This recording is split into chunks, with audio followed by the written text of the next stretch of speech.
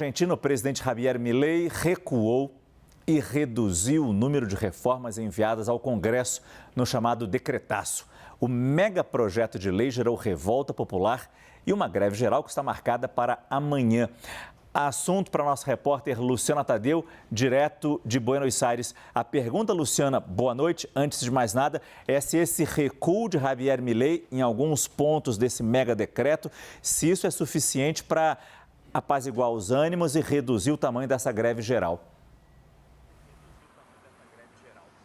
Márcio, muito provavelmente não, porque é importante lembrar que são duas coisas diferentes. Eles apresentaram quase simultaneamente esse mega decreto e um mega projeto de lei. Ele recuou no mega projeto de lei, que tinha mais de 600 artigos e o governo, no fim, disse que não ia negociar, mas acabou tendo que retirar mais de 140 artigos desse projeto de lei. Porém, o mega decreto, que mexe nas leis trabalhistas, que elimina um monte de leis, entre elas a lei do aluguel, por exemplo, continua em vigor, com exceção aí da parte trabalhista, que teve um recurso na justiça e deu a paralisada na parte trabalhista. Mas esse mega decreto continua em vigência até as duas casas do Congresso dizerem que rejeitam. Se não rejeitarem, isso continua valendo. Agora, o que o governo teve que recuar no mega projeto de lei, que tinha mais de 600 artigos, eles tiveram que retroceder em 140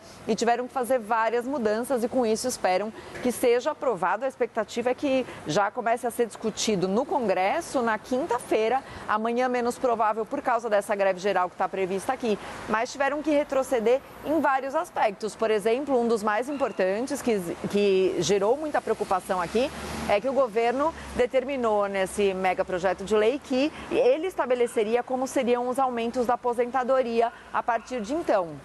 Isso foi muito rejeitado e agora a aposentadoria vai ser reajustada de acordo com a inflação, que a gente sabe que aqui na Argentina é altíssima, chegou a 25,5% em dezembro, a inflação anual mais de 200%, então aposentados aí, essa questão da aposentadoria vai ser discutida depois em sessões normais e não nesse mega projeto de lei que é chamado de lei ônibus, porque várias áreas entram, são muitos artigos e ele tem que ser aprovado inteiro na mesma sessão. Então, por isso é chamado de ônibus, porque ele leva tudo junto em uma só lei.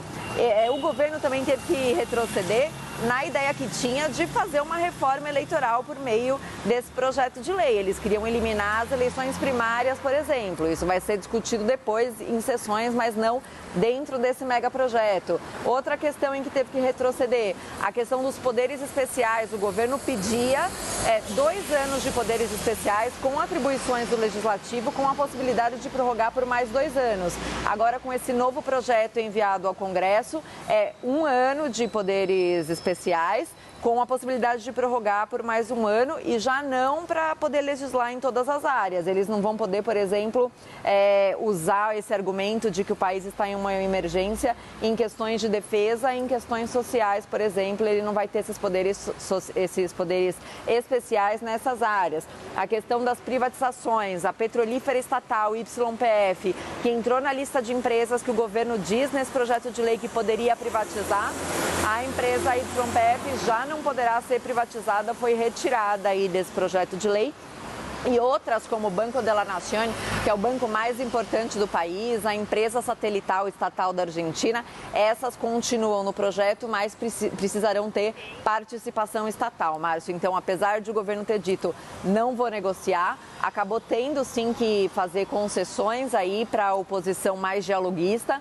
E tem expectativa de que se aprove, diz que isso tem que ser aprovado muito rapidamente para que a Argentina receba investimentos, mas ainda há muita dúvida sobre se vão conseguir passar essa lei no Congresso, Márcio. Luciana Tadeu, que falou com a gente ao vivo, direto da Grande Buenos Aires. Lorival Santana está aqui de volta. E aí, você acha que essas mudanças feitas por Milei nesse mega projeto de lei, isso facilita a discussão no Congresso e mesmo a aprovação? A gente sabe que ele não tem maioria nenhuma.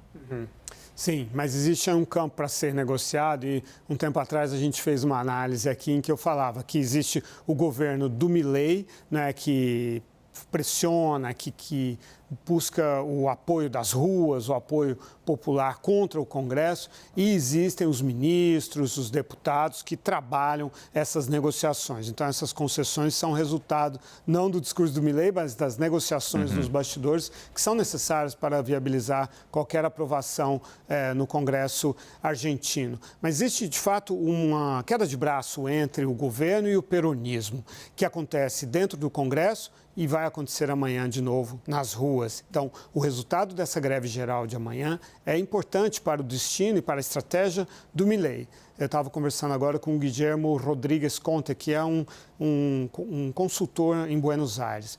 E ele estava falando dos cenários e é possível que, se forem greves muito fortes, que tenham um peso contundente, aí pode ser que o Milei, então, aposte mais no plano dele de um plebiscito, que não é um plebiscito mandatório, mas que seria uma forma de intimidar ou de chantagear o Congresso, colocando o povo a favor das reformas que ele quer fazer e deixando os congressistas, sobretudo aqueles que até o Guilherme conhece o Brasil, falou o centrão do Milei, o central do Milei, esses que são mais moderados ficariam numa posição difícil diante do clamor das ruas em favor do Milei. Assim como o governo fica numa posição difícil e os peronistas ficam numa posição fortalecida com o clamor das ruas de amanhã, Sim, do que seriam os sindicalistas, essa esquerda organizada. Então, a gente está vendo realmente um embate dessas duas forças, tanto nas ruas quanto no Congresso, com os moderados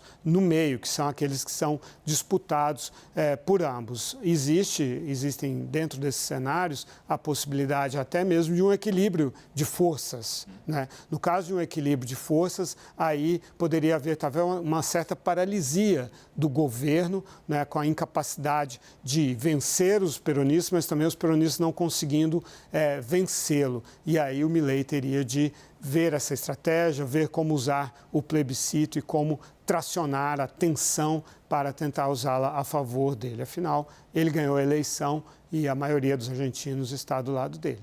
Pois é, mas nessa tentativa, e é uma pergunta rápida, nessa tentativa de demonstrar, de tornar mais claro esse apoio popular que Milei teria nas ruas de Buenos Aires, nas ruas do país, como pode ser o efeito amanhã durante a greve geral? Ele pode partir realmente para repressão, para reprimir os movimentos, para reprimir a paralisação? Foi editada uma série de leis exatamente para, eu vou usar uma palavra forte, para criminalizar esses protestos de amanhã, para evitar que o máximo de gente possível vá até as ruas. Esse é um dos capítulos dessa briga. Acompanhar com atenção o movimento marcado para amanhã, então. Obrigado, Lorival Santana.